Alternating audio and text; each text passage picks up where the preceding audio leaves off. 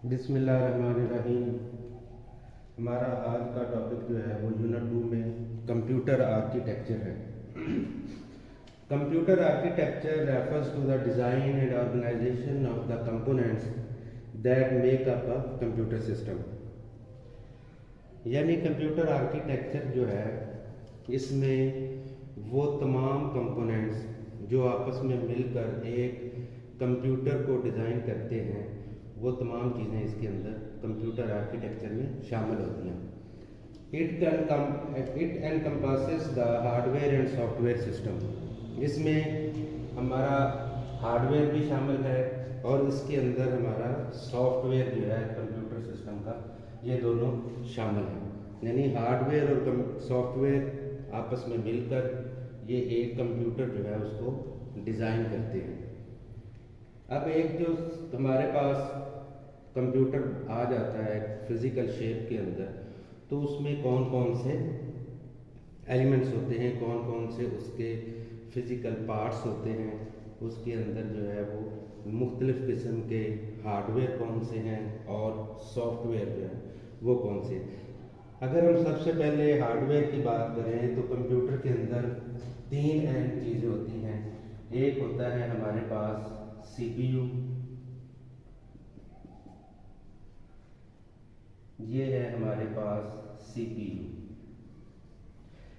इस CPU के साथ अटैच होती है हमारी LCD, या इसको हम मॉनिटर भी कहते हैं।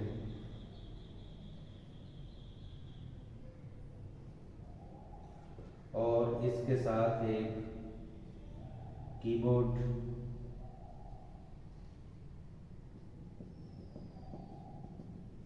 और एक जो है वो साथ माउस, वो भी अटैच होता है। ठीक हो गया जी। अच्छा जी, अब ये मुख्तलिफ किस्म के फिज़िकल पार्ट्स जो हैं वो आपस में मिल गए हैं। इसको हमने नाम दे दिया CPU का। ये है हमारे पास LCD, ये है हमारे पास कीबोर्ड और ये है माउस।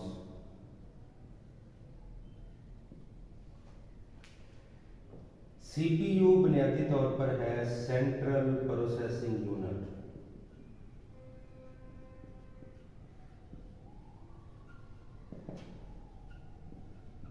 सेंट्रल प्रोसेसिंग यूनिट तमाम डिवाइसेस जितनी भी कंप्यूटर के साथ अटैच होंगी वो इस CPU के साथ अटैच होंगी। और CPU का काम ये है कि इसने तमाम डिवाइसेस को एक तो वर्किंग के काबिल बनाना है, दूसरा उनका आपस के अंदर रिलेशन जो है वो क्रिएट करना है। The CPU is the brain of the computer responsible for executing instruction and performing calculation. हमारी जितनी भी कैलकुलेशंस होंगी, जितने भी हम कंप्यूटर के अंदर टास्क करेंगे, वो तमाम के तमाम इसी CPU के अंदर। CPU के अंदर बुनियादी तौर पे ना एक मदरबोर्ड होता है, जो हमारे पास होता है मदरबोर्ड। उस मदरबोर्ड के अंदर उस मदरबोर्ड के अंदर तमाम डिवाइसेस अटैच होती हैं। उसी मदरबोर्ड के अंदर हमारा प्रोसेसर होता है। प्रोसेसर वो वाली डिवाइस है जिसने कंप्यूटर को वर्किंग करने के काबिल बनाना है। अब वो प्रोसेसिंग का काम क्या है, उसने अरिथमेटिक और लॉजिकल ऑपरेशन जितने भी हैं, यानी मैथ के और लॉजिकल वर्किंग जितनी भी है, वो तमाम की तमाम इस CPU में डील करनी होती है। और ये जो CPU है ये फर्दर 2 यूनिट्स के ऊपर मुश्तमिल होता है। कौन कौन से यूनिट्स हैं वो? एक है हमारे पास ALU और दूसरा है CU। ALU का मतलब है arithmetic and logical unit. Arithmetic and logical unit. और CU जो है ये है कंट्रोल यूनिट। CU का मतलब है कंट्रोल यूनिट। प्रोसेसिंग के अंदर ये दो यूनिट्स जो हैं वो इन्वॉल्व होते हैं, ALU arithmetic and logic unit और CU control unit. Arithmetic and logical unit का काम ये है कि इसने कंप्यूटर के अंदर होने वाले तमाम अरिथमेटिक यानी मैथमेटिक्स के जितने फंक्शंस हैं उनको कंट्रोल करना है, और लॉजिकल फंक्शंस जितने भी लॉजिकल फंक्शंस होंगे, जैसे दो चीज़ों के दरमियान डिसाइड करना इनमें से बड़ी कौन सी है, इससे इनमें से छोटा वैल्यू कौन सी है, और उसी के बेस के ऊपर फिर फर्दर जो है डिसीजन मेकिंग करनी, वो लॉजिक यूनिट के अंदर परफॉर्म हो रही होती हैं। और कंट्रोल यूनिट का काम यह है कि इसने तमाम कंप्यूटर के हार्डवेयर को कंट्रोल करना है। ये इंस्ट्रक्शन देता है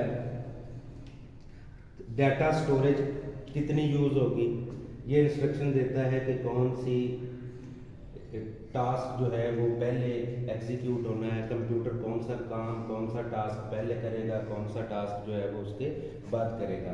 तो ये है हमारे पास कंट्रोल यूनिट। अब एक कंप्यूटर हार्डवेयर के अंदर सबसे अहम तरीन चीज़ होती है CPU सेंट्रल प्रोसेसिंग यूनिट, जिसने तमाम कंप्यूटर की वर्किंग को कंट्रोल करना है। उसके बाद हमारे पास इसके साथ कुछ चीज़ें अटैच होती हैं, जैसे माउस है, कीबोर्ड है, LCD है, इसके अलावा प्रिंटर भी अटैच हो जाता है, कैमरा भी अटैच हो जाता है, इस तरह की तमाम चीज़ें। अब ये जितना भी हार्डवेयर है ये डिफरेंट कैटेगरीज के अंदर हमने इसको डिवाइड किया हुआ है। सबसे पहले अगर हम बात करें तो मेमोरी की, कंप्यूटर के अंदर मेमोरी जो है वो दो तरह की होती है। एक मेमोरी जो है वो है हमारे पास प्राइमरी मेमोरी, और दूसरी है हमारे पास सेकेंडरी मेमोरी। जो प्राइमरी मेमोरी है इसमें शामिल है आपकी रैम और रोम। रैम का मतलब रैंडम एक्सेस मेमोरी और रोम का मतलब रीड ओनली मेमोरी, यानी कि रैम और रोम। कंप्यूटर जब भी कोई टास्क परफॉर्म करता है तो उसके लिए वो रैंडम एक्सेस मेमोरी इस्तेमाल करता है।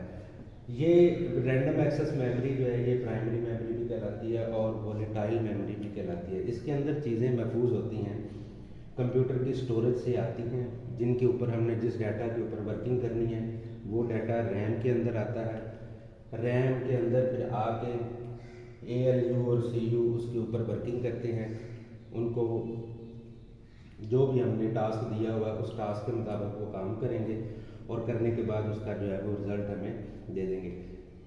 अब ये है तो मेमोरी, लेकिन ये मेमोरी सिर्फ उस वक्त तक अपने अंदर डाटा या इंस्ट्रक्शन को महफूज रखती है जब तक हमारा CPU वर्किंग हालत में यानी चल रहा है। जैसे ही हमने कंप्यूटर को शट डाउन किया ये मेमोरी जो है ये वाश हो जाती है। इस मेमोरी के अंदर किसी किस्म का कोई डाटा मौजूद नहीं रहता। और जो हमारे पास सेकेंडरी मेमोरी है, सेकेंडरी मेमोरी के अंदर चीज़ें आ जाती हैं आपकी हार्ड डिस्क, फ्लैश मेमोरी जिसे हम USB बोलते हैं, उसके बाद मेमोरी कार्ड है, उसके बाद हमारे पास CD है, DVD वगैरह। ये सारी की सारी जो हैं वो हमारी सेकेंडरी मेमोरी है, जिसमें हम डाटा को स्टोर कर दें तो वो डाटा परमानेंट स्टोर रहता है। फिर चाहे कंप्यूटर को हम शट डाउन कर दें या कंप्यूटर को चलता रहने दें, उससे कोई फ़र्क नहीं पड़ता, उसके अंदर हमारा डाटा जो है वो परमानेंट महफूज रहता है।